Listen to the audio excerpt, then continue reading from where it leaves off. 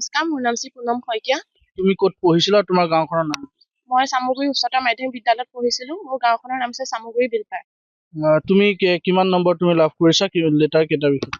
মই 62.8 পাইছোঁ। লেটাৰ দুটা বিষয়ত পাইছোঁ। বিউটি এণ্ড ৱেলনেছত 88 পাইছোঁ আৰু জিঅ'গ্ৰাফীত মই 80%।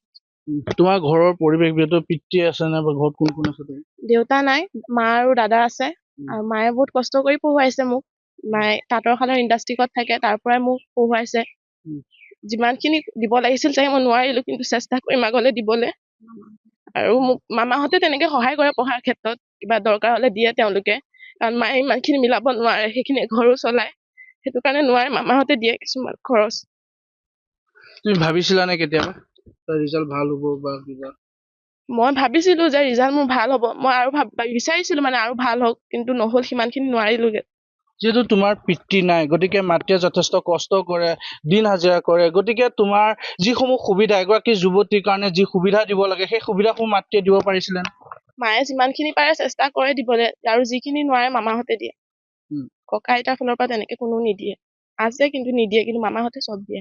কি ভৱিষ্যতে কি হোৱাৰ মন আছে তোমাৰ? মোৰ শিক্ষক হোৱাৰ সপোন। শিক্ষক হৈ তুমি যিহেতু শিক্ষক হোৱাৰ এটা মন মেলিছা, কিহৰ কাৰণে তুমি শিক্ষক হ'ম বুলি ভাবিছা? আজি যেনেকৈ মোক ইমানখিনি মোৰ পঢ়ুৱাই শুনে মোৰ ছাৰ মেমহঁতে ইমানখিনি আগবঢ়াইছে, যাতে ময়ো পাৰো তেনেকৈ বেলেগক যাতে অলপ আগবঢ়াই নিবলৈ চেষ্টা কৰিম যদি পাৰো।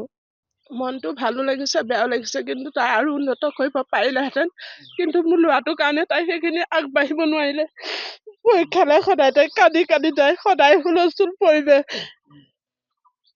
সদায় মদ খাই আহি ছোৱালীজনীক আৰু মোক বহুত অত্যাচাৰ কৰে মোৰ ল'ৰাই। পিতৃ নাই নেকি? পিতৃ নাই। যথেষ্ট ৰিজাল্টটো ভালেই হৈছে, ভালে লাগিছে বাৰু, তাই ভাল কৰিছে, তেওঁ ভাল হওক, মোক সেইটোৱে আশীৰ্বাদ যে মোৰ ল'ৰাই নাচালো, ছোৱালীজনী আশা কৰি আছো কিবা এটা মানুহ কৰিবৰ কাৰণে। 7 বছৰ হৈছে। আপুনি কি কৰে? মই তাঁতৰ শালত হেৰি কৰো। আজি 6 মাহ মান হৈছে মই যাব পৰা নাই, মানে অপাৰেশ্যন এটা হৈছো, সেইটো কাৰণে মই যাব পৰা নাই। বাধা বিঘিনি এতিয়া মইনো কি ক'ম আৰু, মইতো তাইক কৈছো, বুজাইছো তই যে ভাল এজন শিক্ষক হ'বৰ কাৰণে তই চেষ্টা কৰিবি, কাৰণ তই ইমান কষ্ট কৰি তই পঢ়িছ শুনিছ, তই ভাল মানুহ হবি, মই সেইটোকে তাইক আশীৰ্বাদ কৰিছো। এতিয়া তাই জানিব আৰু এতিয়া কি কৰিব পাৰে। পঢ়া শুনাৰ ক্ষেত্ৰত যথেষ্ট বাধাও থাকে, বহু সুবিধাও দিব লাগে, গতিকে সেই সুবিধাসমূহ আপোনালোকে দিবলৈ সেইখিনি মই দিব পৰা নাই। মই যিমানখিনি তাইক সুবিধা দিব লাগিছিল, মই সেইখিনি সুবিধা দিব পৰা নাছিলো। এই গাঁৱৰে গাঁও প্ৰধান হিচাপে মই সঁচাই উৎফুল্লিত হৈছো। এই আমাৰ স্থানীয় যি মোৰ ভতিজাই হয় পুনম শইকীয়া, যোৱাকালি হাইস্কুল উচ্চতৰ মাধ্যমিক বিদ্যালয় যিটো শিক্ষান্ত পৰীক্ষা আছিল, তাত সুখ্যাতিৰে প্ৰথম বিভাগত 2টা বিষয়ত লেটাৰ মাৰ্ক পাই পেলাই অঞ্চলটোলৈ গৌৰৱ কঢ়িয়াই আনিছে। তাই যথেষ্ট ভাল ৰিজাল্ট কৰিলেহেঁতেন, কিন্তু তাইৰ ঘৰুৱাহী পৰিৱেশটো বৰ বিশেষ ইমান ঠিক নহয়, আৰ্থিকভাৱে হওক বা মানসিকভাৱে হওক, তাই অলপ মানসিক হতাশাত ভুগি আছিলে। তথাপিতো তেওঁ আজি যিটো কষ্টৰে মাকে যে লোকৰ ঘৰত আজি কাম কৰি পেলাই আনি পেলাই যি পঢ়াই শুনাই তাইক আজি ৰিজাল্ট কৰিলে, তাৰ বাবে আমি গাঁওবাসী হিচাপে যথেষ্ট উৎফুল্লিত হৈছোঁ। অকল তাই পঢ়া শুনাতে নহয়, আপোনালোকে জানে চামগুৰি হায়াৰ ছেকেণ্ডেৰীত তাই পঢ়ে, বিভিন্ন ক্ষেত্ৰত তাই নাচৰ গানৰ পৰা আদি কৰি চবতে আগৰণুৱা আমি নিজে দেখিছোঁ। গতিকে অভিনয়ো কৰে ভাল। গতিকে তাই যাতে যি পৰিকল্পনা লৈছে যে ভৱিষ্যতে এগৰাকী শিক্ষয়িত্ৰী হোৱাৰ মহান যিটো পৰিকল্পনা, সেই পৰিকল্পনাত যাতে আমিও যাতে সাৰ জাবৰ দি পেলাই অলপ উঠাই নিব পাৰোঁ, তাৰ প্ৰতি আমি যত্ন কৰিম গাঁওবাসী হিচাপে। গতিকে তাইৰ যি কল্পনা আছে সেই কল্পনা বাস্তৱায়িত হওক, তাৰে শুভকামনা যাচিছোঁ আৰু তাইলৈ যথেষ্টখিনি আশীৰ্বাদ। অসমবাসীলৈ মই সেৱা নিবেদিছোঁ। আজি আমাৰ এই চামগুৰি বিলপাৰৰ এগৰাকী কন্যা, মোৰে নাতি, বহুত অভাৱ অভিযোগৰ মাজত ধুনীয়াকৈ পাছ কৰি গৈছে। মাকেও সকলোৰে ঘৰত তাঁত বয় বা কাম কৰিবলৈ যায়, তেনেকেই তাইক হেৰি কৰিছে।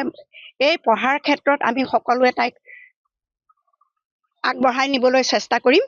আৰু মই যিহেতু তাইৰ আইতাকে হয় সম্বন্ধীয়া, মই প্ৰত্যেকবাৰ মেট্ৰিকত দুখীয়া ল'ৰা ছোৱালীয়ে পাছ কৰিলে মই 2যোৰ হওক 3যোৰ হওক মই ইউনিফৰ্ম দি সহায় কৰোঁ। তাই মেট্ৰিক পাছ কৰোঁতেও মই ইউনিফৰ্ম দি পেলাই সহায় কৰিছোঁ বা পা পইচা দি সহায় কৰিছোঁ। এইবাৰো মই তাইক ইউনিফৰ্ম এযোৰ দিম বুলি ভাবিছোঁ। আৰু মোমায়েকৰ ঘৰৰ পৰা যথেষ্ট সহায় পায়, আৰু মাকে যথেষ্ট কষ্ট কৰি ঘৰে ঘৰে কাম কৰি ছোৱালীজনীক পঢ়ুৱাইছে। সেইটো কাৰণে তাই শিক্ষয়িত্ৰী হ'বলৈ বিচাৰিছে। সেইটোত আমি আশীৰ্বাদ কৰিছোঁ যাতে তাই অসমবাসীৰ এনেকৈ অসমবাসীৰ ৰাইজৰ হৈ উজ্জ্বলি উঠক।